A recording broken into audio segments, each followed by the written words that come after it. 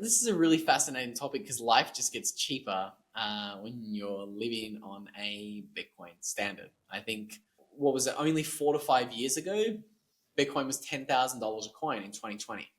The average home in Australia, probably 500,000, per house. So you needed something like 50 Bitcoin to buy the average home in Australia. Today, it's very different. Today, you might need 2 Bitcoin, 3 Bitcoin, 4 Bitcoin to buy the average home in Australia.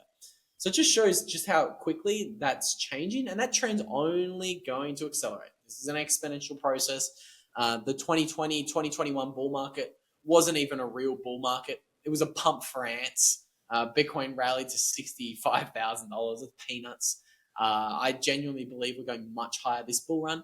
If you actually ignore the 2021 cycle, and if you have a look at what Bitcoin did in 2013 and 2017, Bitcoin did an average multiple of like 65x. So if you run the numbers and you go from a 65x from the bottom of $16,000 a coin in 2022, Bitcoin, if it simply repeats what it did in 2013 and 2017, the maths is very clear. We're hitting $1 million per coin in 2025. That's just the maths. Just ignore what the 2021 cycle was. So I think the whole idea of diminishing returns is a meme, and I think life's going to get exponentially cheaper on a Bitcoin standard if you can weather the volatility of the next 2, 3, 4 years. And the way I think about it personally is I'm just going to continue to store more than 95 to 99% of my wealth in Bitcoin for the next decade, 2 decades, 3 decades, because I just don't think Bitcoin's going to be priced appropriately where it should be for at least another 3, 4, 5, 6 years. Like we said earlier, 1% of the world's bought this thing. The 10-year digital gold rush that Michael Saylor is talking about just started in 2024. I personally think it actually started in 2020 with the trend of coins leaving the exchanges. But the point is fair. Michael Saylor, a billionaire with a $9 billion net worth, the CEO of the company with the 7th largest treasury out of 58,000 public companies, who's met with President Trump multiple times, is directly telling you, you have 10 years left. That's his 10-year digital gold rush thesis. He says it started in 2024 with the launch of the Bitcoin ETFs. He says in 10 years, 99% of the Bitcoin that'll ever be created will be mined.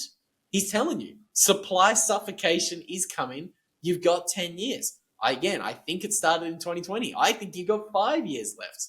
So again, I think things are going to get really wonky. Things are going to get really interesting when this supply suffocation really starts to play out. And I'm not going to consider selling my Bitcoin for things for a very long time. I will happily rent apartments like I'm doing right now. I'm renting apartments in Lima here in Peru. And I'm going to continue doing that for the foreseeable future. I won't be buying a home for a long time because I just know that 5 years ago cost me 50 Bitcoin to buy a home in Australia. Today it cost me 5 Bitcoin to buy a home in Australia. Just by waiting for 5 years, homes just got 90% cheaper priced in Bitcoin. Same thing's going to happen over the next 5 years, if not to an even bigger degree. Maybe they get 95% cheaper priced in Bitcoin. So why spend your Bitcoin when it's getting so valuable? Okay, so transitioning to another topic you have kind of surrounding the global economy and how we price things, how the metrics we use. I know you have a little bit of a spicy take here on GDP and how we're going to calculate things on a Bitcoin standard, and how there's the saying of Bitcoin breaks all your models. So I would love for you to touch on GDP and some of these things that are going to change on a Bitcoin standard. Yeah, so a lot of people expect Bitcoin to fix the Eurodollar market or increase global GDP from 2% to 3% or 2% to 5%, like it has been growing at over the past 10, 20, 30 years. I think it's completely flawed. Again, it goes back to what I said earlier. Bitcoin is a very binary bet. It's all or nothing. It either goes to zero or it fails, or it becomes global money of the world, and it fundamentally transforms how the global economy works. And if we do, hypothetically, transition to a Bitcoin standard, this is going to fundamentally mean smaller governments. Again, what is a smaller government? That means that they can't print money to enforce all of their stupid bureaucracies and rules and regulations that they use to squeeze capital out of the business owner. That means there's going to be less rules, less regulations, And it's going to mean more capitalism, more business owners, more wealthy individuals creating a business because they actually have an incentive to. For example, in Australia, if I wanted to start a business, I don't want to start a business in Australia because I have to give the government 50% of my money to go and fund all of these ludicrous ideas. It's bad enough that I have to give the government 50% of my money. What's even worse is when they take that money and they use that to imprison me.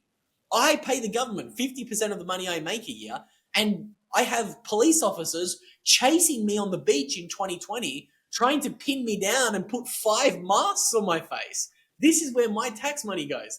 And again, it goes all sorts of other stupid, wonky places as well. All the woke mind virus that swept the world over the past 2 to 3 years, a little bit less to a lesser degree more recently. But there's no incentive for the business entrepreneur to start a business unless you're on a Bitcoin standard.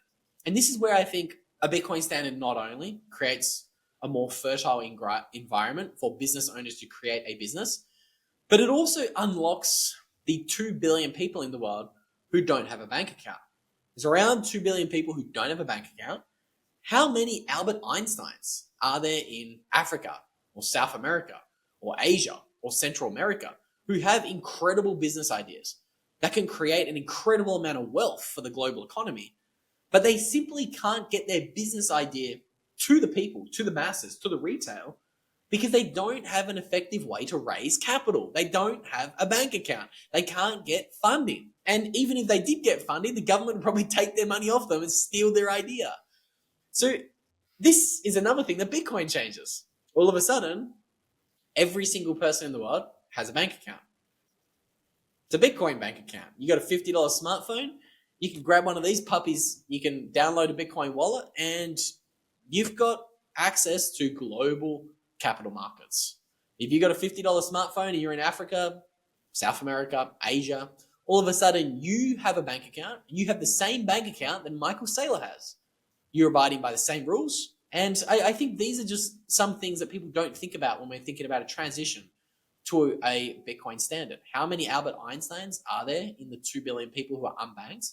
When all of those ideas get unlocked and brought to the global marketplace, the GDP growth and boom that we see in the world is going to be unprecedented. And I don't see why global GDP couldn't be growing by 10, 20, 30, 40% per year for a lot of years. And again, I think we could even get more philosophical and spiritual and start asking the questions like on a Bitcoin standard, if there's less war, I'm not sure if Bitcoin would completely eradicate war, but I think it would certainly create a lot less war when we are more globally cooperated as we are using the same money. Does this mean you just simply get people in higher powers focusing on problems that actually matter and creating wealth? If you like that clip, then you definitely got to check out this next spicy clip. I think you're really going to like it. Come on, check it out. But if you want the full version, the full interview, then check that out over here. Come on, do it. I'll see you in there.